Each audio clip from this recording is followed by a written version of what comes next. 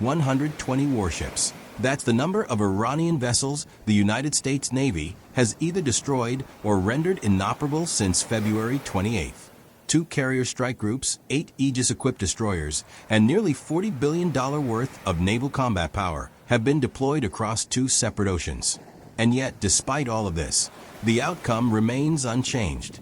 The Strait of Hormuz is still closed. Roughly 95% of commercial maritime traffic has disappeared.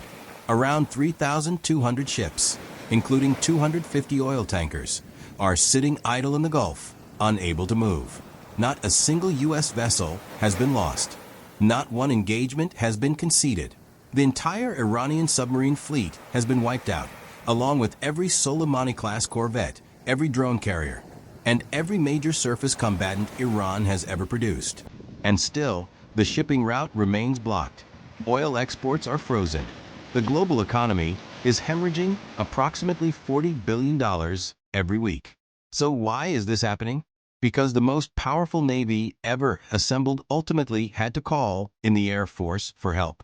More specifically, they needed an aircraft the Air Force had spent years trying to retire. A plane over 5 decades old, originally designed in the 1970s to destroy Soviet tanks across European battlefields.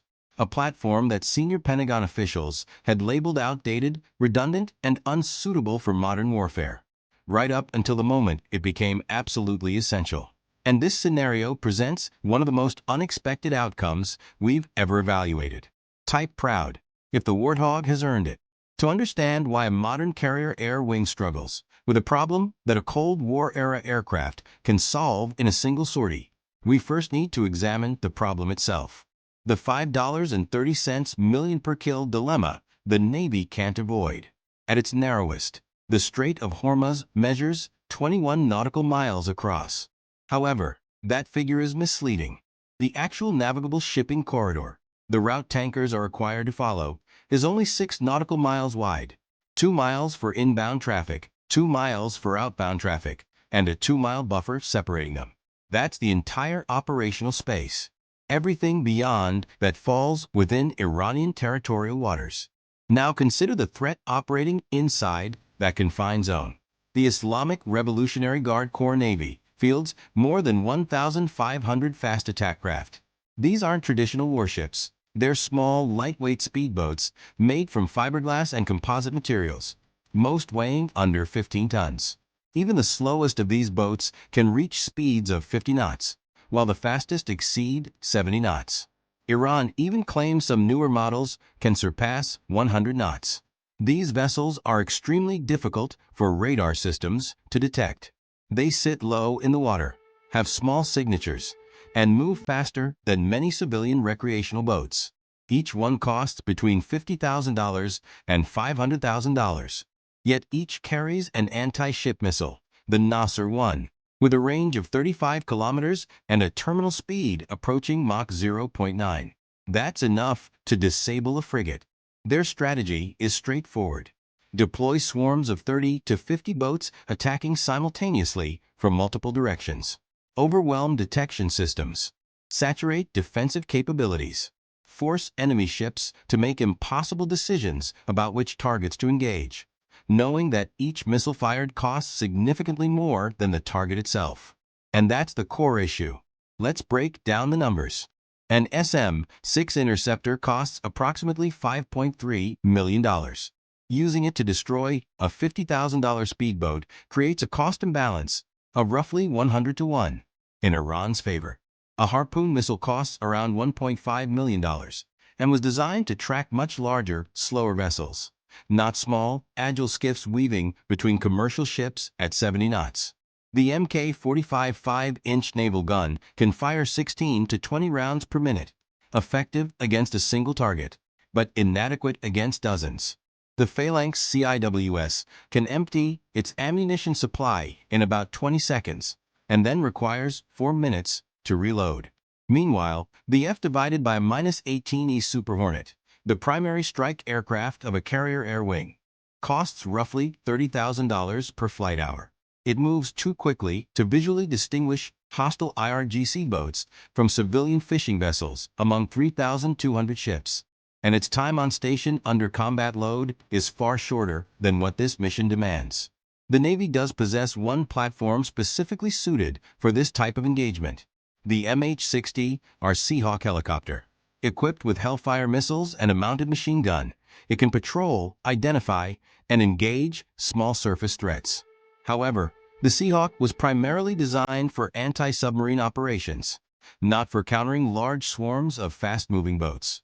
Depending on its configuration, it carries between 4 and 8 Hellfire missiles per sortie. Its loiter time is limited compared to fixed-wing aircraft, and it remains vulnerable to the same 12.7 mm and 14.5 mm gunfire prevalent in the Strait of Hormuz, without the protection of the A-10's 12,200-pound titanium armor shell. The Seahawk is a precision tool, a scalpel, but the swarm threat requires something far more aggressive. So missiles are too expensive, guns are too slow, jets are too fast, helicopters are too limited. This isn't a list of flawed systems, it's a pattern. And that pattern reveals something deeper. Every weapon in a carrier strike group is optimized for blue water warfare. Open oceans, high-value targets, long engagement ranges, and expensive munitions matched against equally expensive threats. The Strait of Hormuz represents the opposite, a confined, cluttered environment filled with numerous, inexpensive, fast-moving targets operating among civilian vessels. The Navy effectively brought precision instruments into a chaotic close-range fight, a situation that required brute force efficiency instead. Ironically, the solution already existed. The Pentagon simply wanted to retire it. A gun that fires 65 rounds per second at $137 each. The A-10 Thunderbolt II, better known as the Warthog, was built around its primary weapon, the GAU 8/A Avenger cannon. In fact, the gun was designed first. The aircraft was built around it.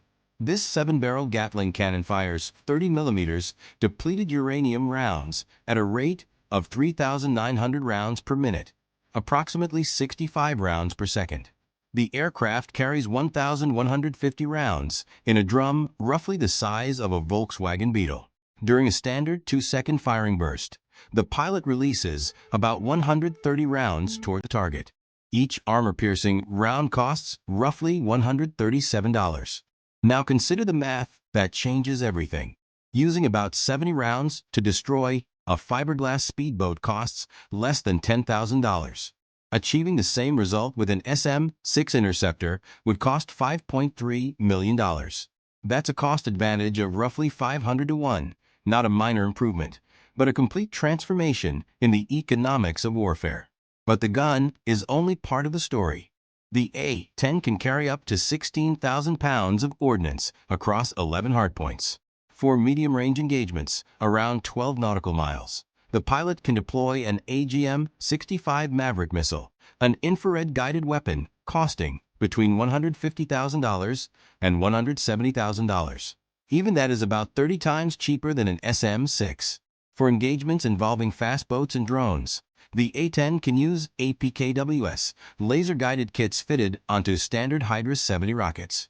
Each shot costs approximately $35,000. That's precision-guided firepower at the price of a mid-range car. Now consider the flight characteristics that make these weapons effective in the Strait of Hormuz. The A-10 has a maximum speed of around Mach 0.75, roughly 420 miles per hour. However, during low-altitude patrols, it typically operates at around 300 knots. And in this environment, that slower speed is actually an advantage. When an F divided by a -18E crosses the shipping lane at speeds exceeding 500 knots, targets remain visible to the pilot for less than 2 seconds. At that pace, distinguishing a hostile IRGC vessel from a civilian fishing dhow among thousands of ships is nearly impossible.